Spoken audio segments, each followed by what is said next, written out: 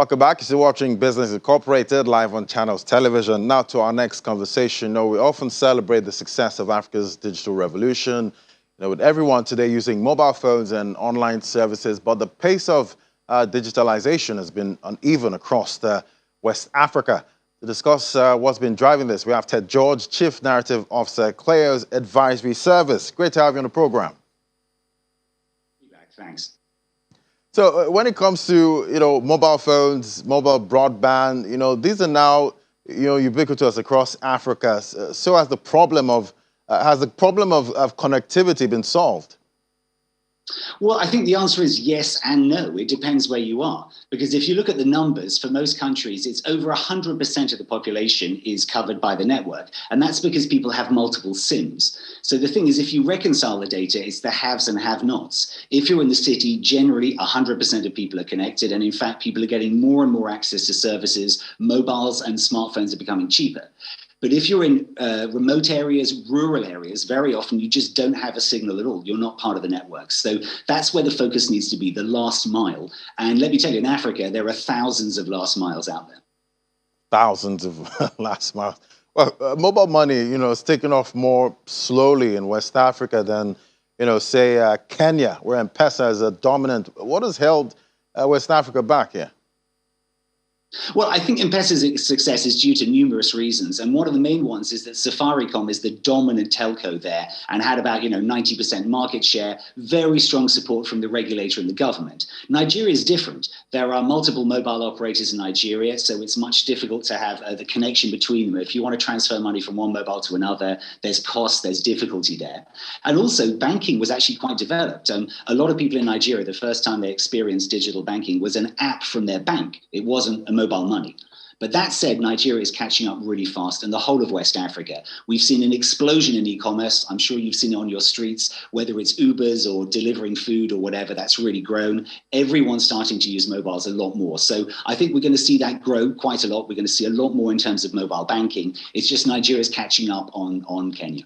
Yeah, even with that gig economy there. But I think usage of internet is still, relatively low in West Africa, even though there are millions of mobile broadband subscriptions. What's the issue here? Well, I think one of the biggest issues is actually to do with the 3G signal. As I mentioned, if you're in a remote area, you don't get it. But far more important is actually electricity. Because the thing is, if you can't recharge your mobile phone, it's not much use having a signal. If you've got to walk for 5 miles, you've got to plug it in, you've got to wait, you've got to pay for that as well. Do you want to use actually, download 3G, watch a movie where the battery will run out in half an hour? But I think the key thing is the cost of data. And I'm sure you know this yourself. Anywhere that you are in African cities, if you are downloading data, you want to watch a video or something, it's very expensive. And I think those are the key things. So the focus has got to be everywhere in West Africa. How can we get more places where people can get free or almost free Wi-Fi broadband? Because if you can do that, you just transform the way people use the internet.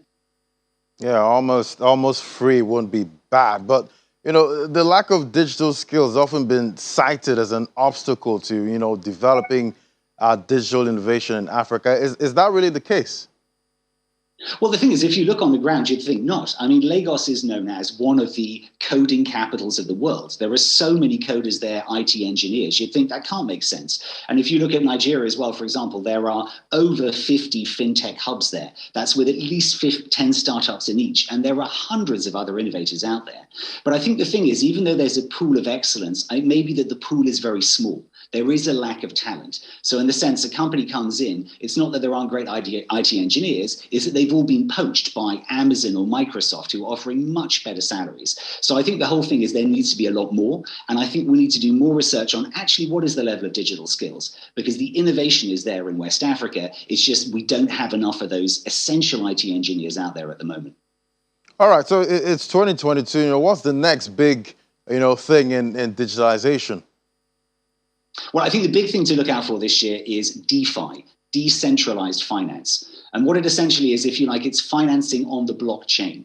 We've heard so much about cryptos, and to tell the truth, things like Bitcoin have just become a speculative asset. People put money in to make money, not to do anything with the crypto. But the idea of blockchain is always about encapsulating trust and a very seamless, easy way to transfer it. So decentralized finance is lending based on that. And a lot of it is actually crowdfunding. And that's exactly something which is very common in Africa, whether it's the Harambe, the Susu, or whether it's actually some of these platforms out there. And if you imagine one of the greatest user cases, imagine making a micro payment over the border. You're in Nigeria, you pay someone 12 cents in Ghana. Doesn't cost you anything, done instantaneously. That's what could be done with DeFi. So I think you should look out for it. I think we're going to see a lot more about DeFi this year. Quite incredible. Yeah, DeFi is quite big in that crypto space. All right, Ted George, thank you so much for coming on the program. Ted George, Chief Narrative Officer, Kleos Advisory. Thanks. See you next time. Thank you.